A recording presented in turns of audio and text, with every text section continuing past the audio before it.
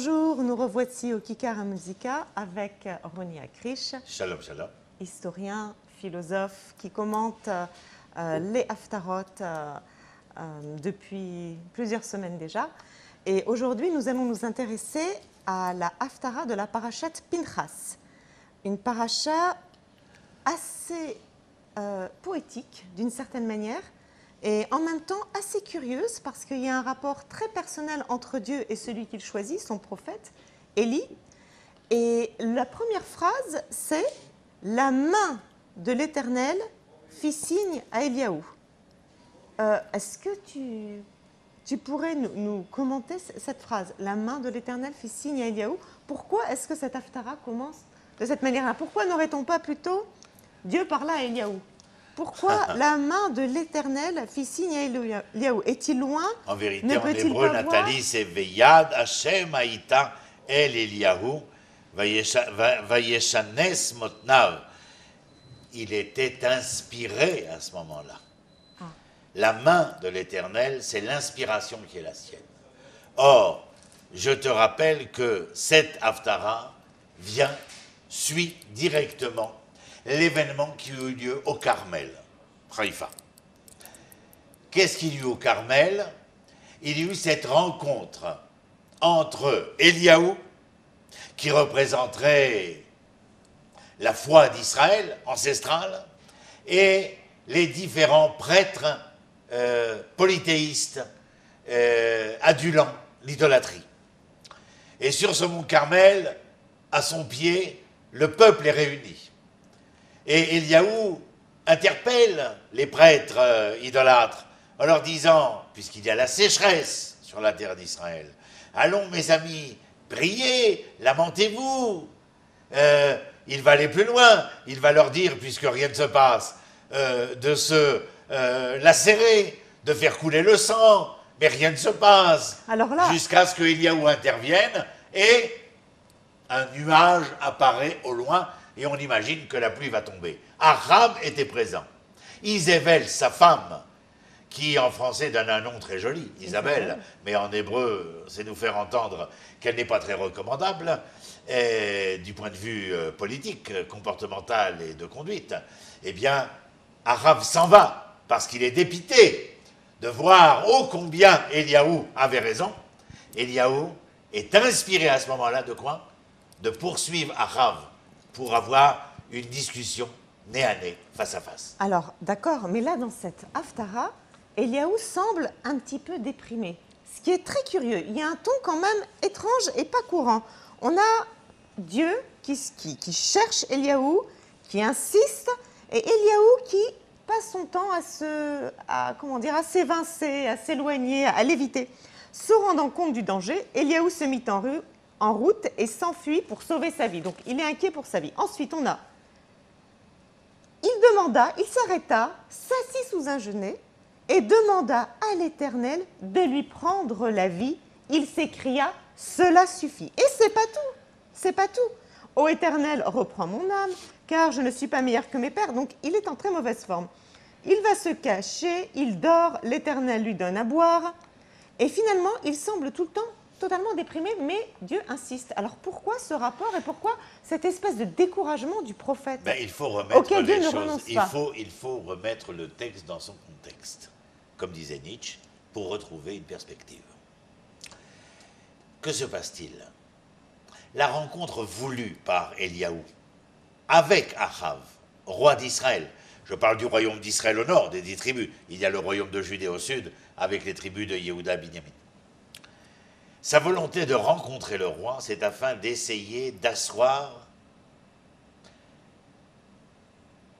un modus vivendi après sa réussite au Mont Carmel. Le problème, c'est que Achav n'est pas l'interlocuteur essentiel. L'interlocuteur et l'interlocutrice, c'est Isével. Isével poursuit les prophètes d'Israël, les tue. Si ce n'est un certain Obadiah qui en cachera près d'une centaine au péril de sa vie. C'est le contexte, Nathalie, où Eliaou, malgré sa réussite au Carmel, est conscient ici que l'alliance de Achav avec cette femme Isével de Phénicie, aussi, si je voulais m'amuser avec les mots, eh bien, est celle qui fomente la déstabilisation de la foi ancestrale d'Israël vis-à-vis des dieux que la Phénicie adule. Et elle se refuse à entendre la voix d'Israël, ne serait-ce que par le porte-voix des prophètes d'Israël. Voilà le contexte, voilà la situation. Éliaou est prophète, mais c'est un homme. Oui, il semble découragé et il ne semble pas vouloir réaliser sa mission. Ça fait même penser un petit peu à Moshe Rabbeinu, auprès de qui Dieu a dû beaucoup insister pour lui faire prendre en main le peuple et sortir. Il ne voulait pas. Alors pourquoi Dieu choisit-il parfois, enfin, je ne sais pas si on a une réponse, mais des personnes qui ne sont pas intéressées, qui voudraient mener leur vie tranquillement? Pourquoi va-t-il les choisir, elles, pour des entreprises gigantesques, énormes, plutôt que des personnes très enthousiastes qui seraient prêtes à faire beaucoup peut-être? Navi, Nathalie, c'est Nif PHM, celui qui est le porte-parole de l'Éternel. Tout le monde ne peut être le porte-parole, que ce soit dans la politique contemporaine ou que ce soit dans la prophétie d'antan. C'est-à-dire que les personnages qui sont choisis ici, de la même manière que si l'on avait parlé de Yirmiyahu, qui se refuse, Jérémie se refuse totalement. Il dit à l'Éternel, Kinar Anochi, je suis trop jeune. Il trouve toujours des prétextes. Que vais-je faire? Je suis bègue, je suis fatigué, j'en ai assez. Exactement. C'est-à-dire que la mission quémandée ici, ils en prennent conscience et pleinement conscience. Et que la crainte de l'échec, conséquemment à la demande divine, est trop importante pour mettre en jeu ici, non pas le corps physique, mais tout ce que vous entendez à travers cela. C'est que l'homme, lorsqu'il devient le sujet de son histoire, ayant accepté de ne plus en être l'objet, se donnant corps et âme, il y a, je dirais en quelque sorte, une biologie des passions qui vont faire craindre toutes les exacerbations possibles et inimaginables. Et c'est dans ce drame-là, qui se joue dans l'intériorité de l'homme et de la femme, que l'on va entendre l'histoire, telle celle d'Éliaou, où à un moment donné, l'émotion, la dépression émotionnelle étant à son comble, il ne reste qu'une chose à demander, d'être démis de ses fonctions. Or, le prophète ne peut être démis de ses fonctions. Il lui demande même que Dieu lui prenne la vie. C'est ce que j'allais dire, Nathalie. Il ne peut être démis de ses fonctions. Ce qui nous amène à entendre et comprendre que la seule possibilité qu'il reste à Éliaou, comme à Moshe, comme à Job, c'est d'obtempérer ou bien de demander la mort. Enfin, heureusement, tout se passe bien. Éliaou reprend le dessus. Et puis, un autre passage très poétique où la voix divine poursuivie, et on nous explique comment Dieu se manifeste. Et alors là, c'est clair, c'est surprenant. Voilà le texte. Et voici que l'Éternel s'apprêta à passer devant lui. Donc l'Éternel va passer. Il s'éleva un vent grand et fort, broyant les montagnes et brisant les rochers devant l'Éternel.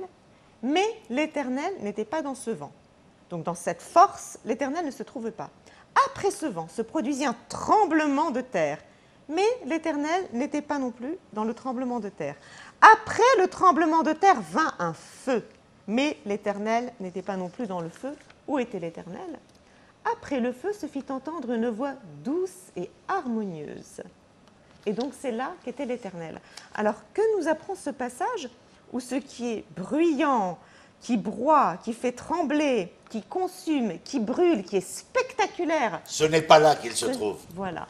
Alors, ce n'est pas là qu'il se trouve. Pourquoi nous préciser cela? C'est cette volonté de nous enseigner que ce n'est pas dans les effets son et lumière que l'on rencontrera Dieu dans ces miracles tonitruants, dans cette fantaisie de la croyance de la grenouille de bénitier ou de la foi du charbonnier, ne pouvant entendre la foi qu'à travers les sons et les lumières. Voilà, ça, la fin du verset, des miracles comme tu ça. l'as dit Nathalie, où se trouve, et la traduction est mauvaise en français. Le texte hébreu c'est « Kol de Mama Daka ». Cela nous demande une telle introspection pour entendre de Mama. C'est le silence. C'est ça. Kol de Mama, la voix du silence. Au moment de la mort des enfants d'Aaron, Vayamod Dom. Kol de Mama Daka, c'est le silence, le plus fin qui soit, le plus infinitésimal qu'il soit. C'est dans la capacité que nous aurions à percevoir et entrevoir la voix de l'Éternel dans ce silence si fin qu'il se révèle. Alors, le silence, c'est aussi la réflexion, non? Absolument. C'est le Cheshbon Nefesh. Mais cela vient après quelque chose qu'il faut que tu précises, Nathalie. Cela vient après ce propos, lorsque l'Éternel lui dit, mais c'est la deuxième fois, l'ange lui avait déjà dit quelques jours précédemment, dans le désert du Sinaï, il vient là et Dieu lui dit, que fais-tu là? Non pas Pétula, mais Eliaou. Il lui demande, que fais-tu là? Et alors notre cher Eliaou, tellement dépité, tellement déprimé, n'a d'autre manière de s'exprimer que celle-ci. Je suis jaloux de ton nom, pas jaloux de toi, jaloux de ton nom. Je suis tellement celui qui tient, comme au Carmel, à faire valoir ta grandeur, ton honneur. Elohé Tsebaot, mais tes enfants, ils ont abandonné ton alliance, les enfants d'Israël. Et puis, ton autel, ils l'ont détruit, tes autels, ils les ont... Autel, AU, bien entendu. Bien ils les ont détruits. Et ils ont tué tes prophètes, Dieu. D'accord? Ils ne veulent plus maintenir l'alliance. Ils détruisent les autels de la rencontre. Ils tuent mes prophètes qui sont à même de quoi? De leur promettre le mieux et le meilleur. Et alors, est-ce tout? Alors, Vaïvater, et moi, Dieu, lui dit-il, après cela, après ces trois accusations, il lui dit, mais moi, Éternel, je suis resté seul, tout seul. Vaïevakshu et nafshi la carter, et il ne cherche qu'à me tuer, qu'à m'assassiner, qu'à en finir avec moi. Et tu sais ce que l'on doit entendre ici, c'est que l'Éternel se refuse à entendre ce qu'Eliaou a à dire. Tout ce que tu as à dire pour enfin me dire la vérité, c'est que tu as peur pour toi. Alors pour me dire que tu as peur pour toi, tu viens me dire ô combien les enfants d'Israël contrarient l'alliance, ô combien ils tuent les prophètes, ô combien ils détruisent les autels. Non, mon cher Eliaou, toi maintenant, tu as perdu ton statut de prophète. Tu vas aller voir Élisha pour qu'il devienne, lui, ton remplaçant. Mais sache que toi, tu seras 3 fois dans l'histoire d'Israël à même de venir vérifier que tes accusations sont fausses. Le samedi soir, avec le verre d'Eliaou, au moment de la chaise d'Eliaou, pour la naissance des enfants, Nahon, et le soir de Pessah, lorsqu'il y aura le verre d'Eliaou. Pourquoi? Parce qu'à Pessah, c'est l'histoire du devenir, de la prophétie à laquelle tu appartiens. La naissance, c'est pour dire que mes enfants continuent de faire l'alliance. Et le troisième point, eh bien, ce sera le Shabbat, la sainteté, la sacralisation du Shabbat. Tu vois, mes autels, ils ne les ont pas détruits. Merci beaucoup, Roni, pour cet éclairage sur la personnalité complexe d'Eliaou et sur la signification de la manifestation divine telle qu'elle se présente ici. Et nous nous retrouvons prochainement pour une prochaine Haftara.